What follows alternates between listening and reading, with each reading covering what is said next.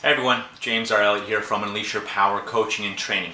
So a lot of people often ask me, James, you're all about being authentic, being powerful, being true to who you are. So how do you stand in your power? Well, that's a really good question.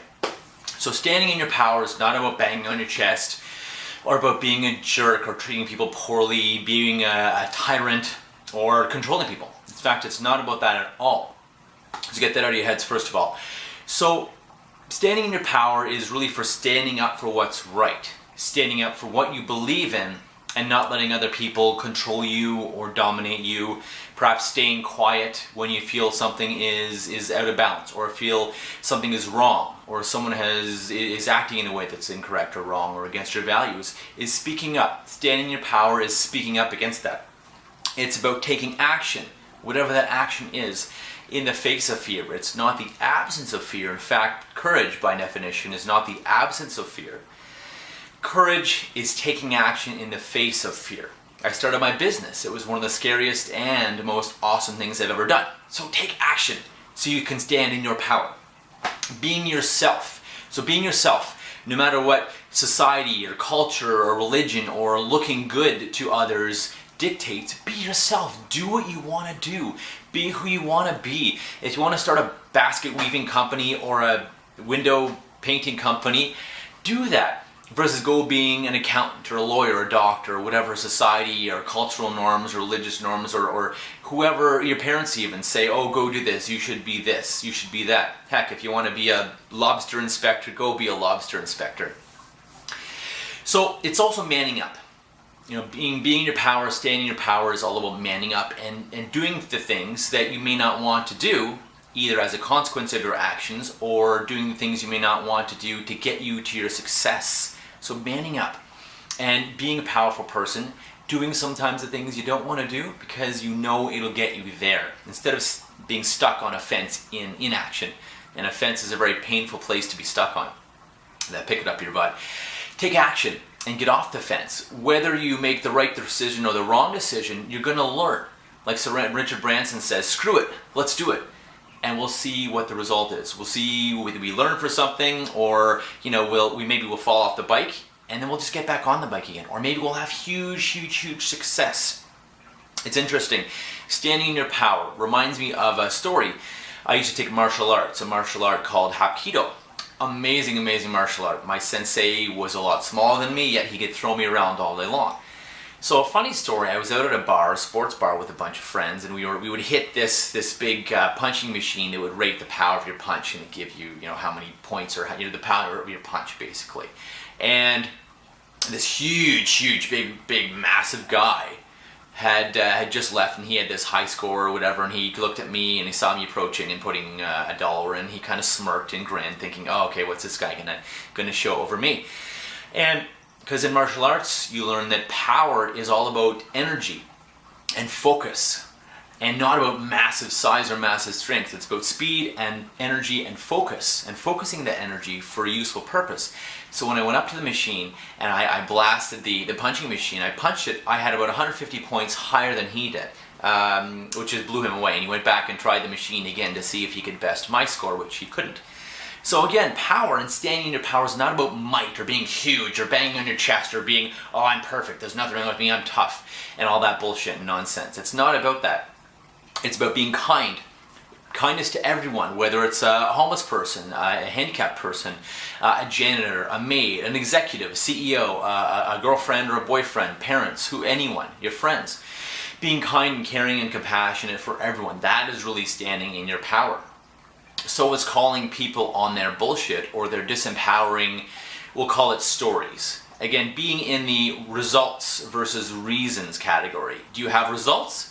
Or do you have reasons why you can't attain something, disempowering stories? Or do others have reasons why they can't do something? Do others have disempowering stories? So noticing your own BS and calling others on their BS too from a caring place, and I can guarantee you if it comes from a caring place, then they'll get it and they'll recognize it and they'll know it's coming from a caring place when you call them on their stuff, call them on their shit, and with compassion. And say, look, this is nonsense. This is just a story of why you can't do this and have what you want and be who you want. So focus on results versus reasons, and focus on where you are giving these disempowering stories, these BS stories of why you can't do something, or why someone you care about can't do something too. Boundaries is another big one for standing in your power. Have boundaries, have values, have things you stand for, and have certain boundaries. And enforce those boundaries. If someone breaks one of your boundaries, say, whoa, whoa, whoa, no, that's not cool. And have consequences too. People will test boundaries, will test your consequences, so maybe give them a warning. The second time they test your boundary, however you set it, whatever you set it as, say, this is the consequence. I'm not hanging out with you anymore, or I'm not going to hang out with you next week, I'm not going to help you next week, because last time, remember I said, if you do this, or say this, or act like this, breaking my boundaries, this is the consequence. I'm not going to help you with this. I'm not going to babysit. I'm not going to coach you on this. I'm not going to hang out, or maybe I'm leaving now because my boundary is not to go there or talk about this or act like this. So boundaries are huge, huge, huge.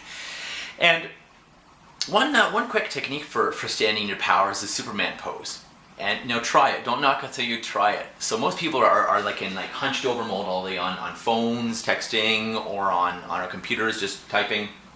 So let's do this. Stand up, chest out, head back, hands on your hips in a Superman pose. And stay like this for at least 30 seconds, if not 2 to 3 minutes, because there's actually scientific evidence which shows if you do a Superman pose or a Superwoman pose, for 2 to 3 minutes you'll completely change your state and the way you feel. A really good way to stand in your power before a meeting, a client, a date, a hiring interview, anything, a presentation, anytime you want to be in your power, confident and on your game, Superman pose or Superwoman pose for at least 2 to 3 minutes.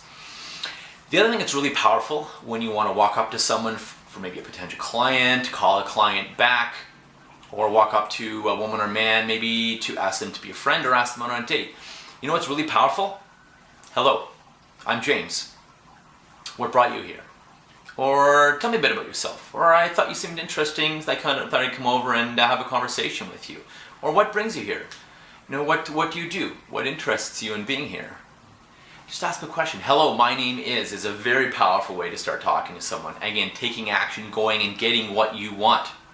Going, walking up to that person who you want to date, who you want to, maybe to buy from you, who want to be able to serve, who you want to hire you, or who you want to be your friend. Hello, my name is blank. And ask them a question, a simple question. Why are you here? What brings you here?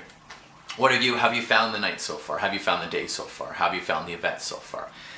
What makes you tick? What kind of things are you interested in? What you like to do? Ask them something about them. A very, very powerful way to do it. So that's a little bit on standing in your power. Being yourself, and ultimately being yourself and acting the way you want to act, and forgetting about pleasing other people. Be who you want to be. It'll please someone.